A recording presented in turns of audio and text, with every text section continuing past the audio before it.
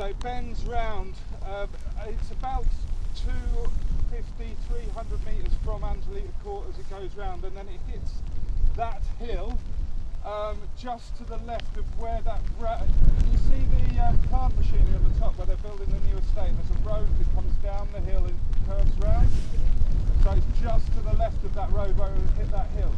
So in order to hit that, they're going to have to build an embankment or a viaduct, and then they're going to have to dig into that hill because that is Fleet Hill and it's quite steep and nasty. Now, one of the things is this northern route is much longer than the southern routes. Between here, I guess the common sense thing for me that blows my mind is if you look at the geography of Bedford and you look at all the infrastructure that goes east-west, including the dual carriageway south of Bedford, but north of Bedford there is none of that. It is just countryside. The nearest east-west linear infrastructure we have is the A45, which is up north of Rushden, fully 15 miles away. This is plain and open countryside as you get in this area of the country, and they want to build the railway. One thing that I can share though is that Michael Gove is going to build off the notion of the Oxfam arc in terms of development. So one of the things that's driving the need for the railway is the need to drive housing development. And it's a circular argument, right? You need more houses in order to justify the business case for the railway, and you need the railway because there's going to be more houses. It's just bonkers. So Michael Gove is killing that off as part of his levelling up agenda. So the Oxfam arc you'll start to see that be dissolved now.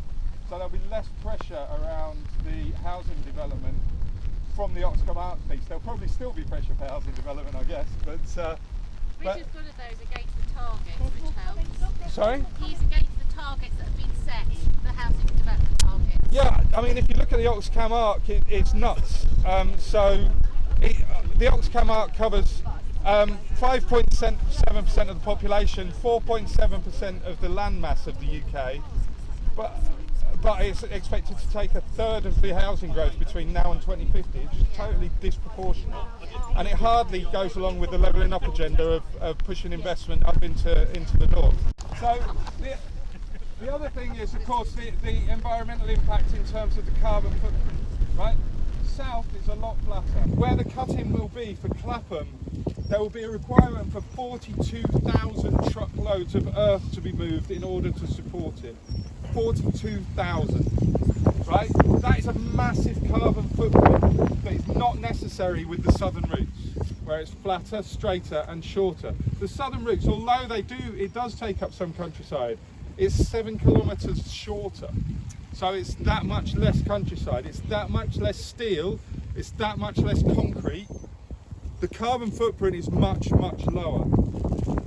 So, I'm overwhelmed with the number of people here, honestly, thank you. Given the weather, it is amazing. And I'd just ask if you could continue to support by writing to the MP. Richard Fuller's been extremely supportive and sponsoring us into the Department for Transport, into EWR, and now into the new Transport Minister as well, and you may have seen the letter into Boris. He's been very supportive because he feels that the consultation process was severely flawed and inadequate for everybody that is impacted by the route. We need to get at the local, I'm sorry any local councillors that have come here, I'm not referring to you obviously. So I just wanted to say thank you very much for turning out. It does mean a lot.